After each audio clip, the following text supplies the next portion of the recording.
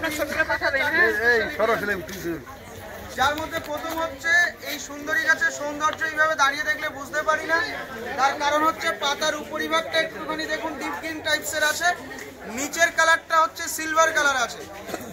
সূর্যের আলোটা এখন তো পড়ছে, কিন্তু এই গাছের বিউটিটা আমরা বুঝতে পারছি না।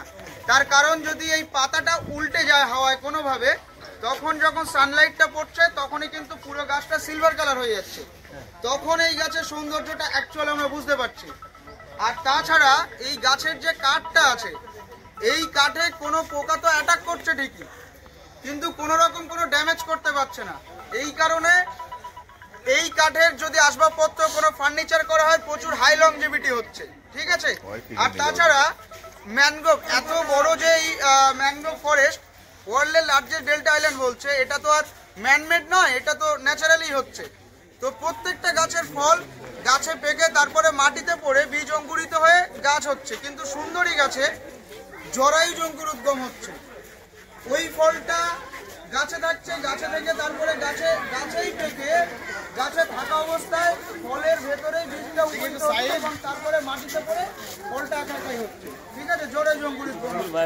আর তাছাড়া এটা ম্যানগ্রোভ, অ্যাকচুয়াল ম্যানগ্রোভ মানেই লবণ সহনশীল উদ্ভিদ। তো এটা ম্যানগ্রোভ হলেও এই গাছটার লবণ সহ্য করার ক্ষমতা সব থেকে কম।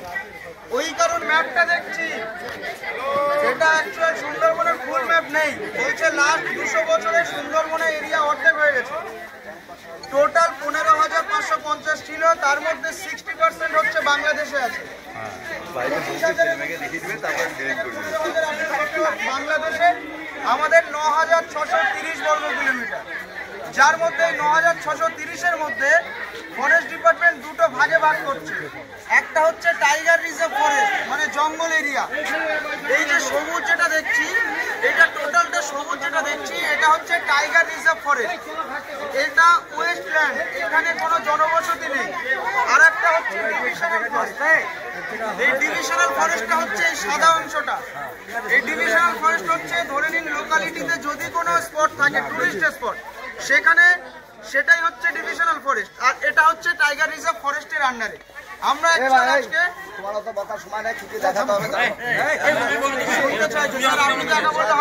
আমরা আজকে ঘুরবো, ঠিক আছে। এই টোটাল 102টো আইল্যান্ড আছে, যার মধ্যে 48টা আইল্যান্ডের জনবসতি, অর্থাৎ এই 48টা আইল্যান্ড এর ভেতরেই আছে। 48টা আইল্যান্ডের মধ্যে আপনি ধরে নিন 15টা ব্লক আছে, 7 থেকে 10টা আইল্যান্ড নিয়ে এক একটা block.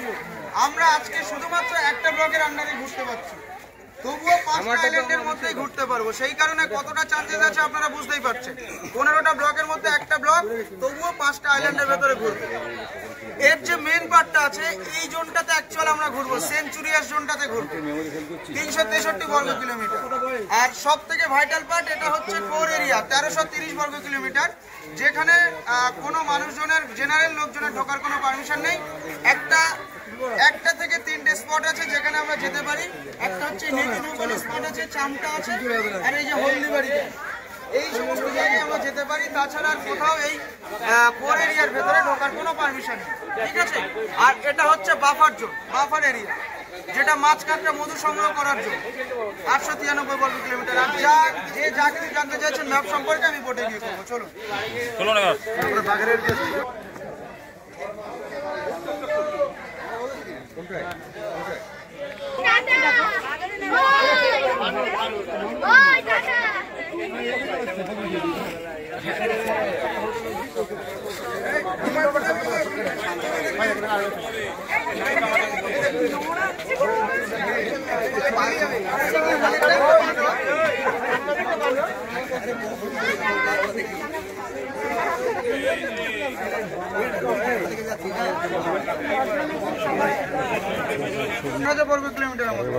Buffer zone, core zone, আর একটা হচ্ছে সেঞ্চুরিয়াস জোন। আমরা সেঞ্চুরিয়াস জোনটাতেই ঘুরবো আজকে।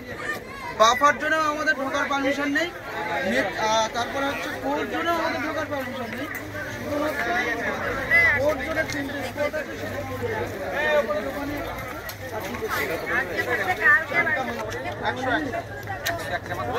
ইন্ডিয়ান বাংলাদেশের আমাদের বোটে চলুন, সব ঠিক আছে। আপনি কোন বোটে? এই তো 400-500 এটা যাও ভাই।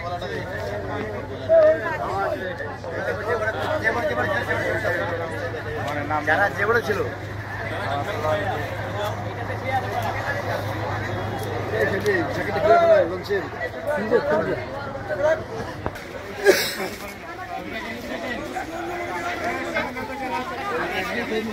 শুধুমাত্র সুরেন্দ্র বোটে যারা ছিলেন তারা উঠবেন কিন্তু।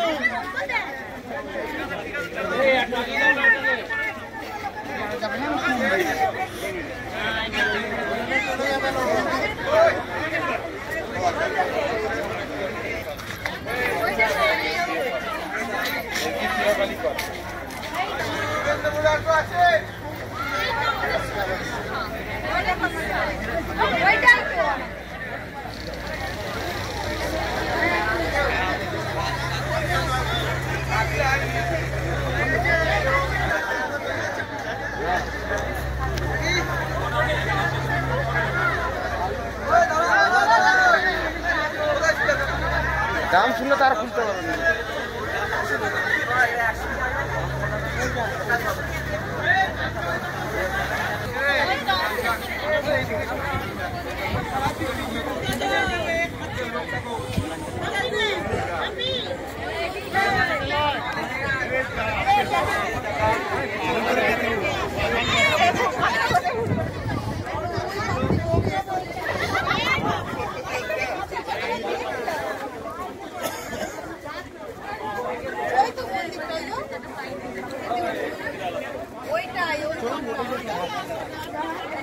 তাড়াতাড়ি ফের নিয়ে আসবেন না ওইটা থেকে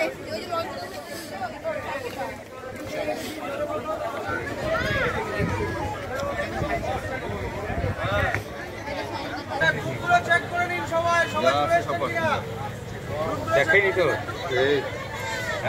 বাড়িতে। হ্যাঁ কালীবাড়ি রোডে একদম মেন সালাদ যাওয়ার রাস্তা মোড়েই একদম। কেউ কোনো কথাই বলছে না, বলছি নেই নেই নেই নেই এসছো তো? হ্যাঁ কোনটা তো এখানে চলে যাচ্ছি।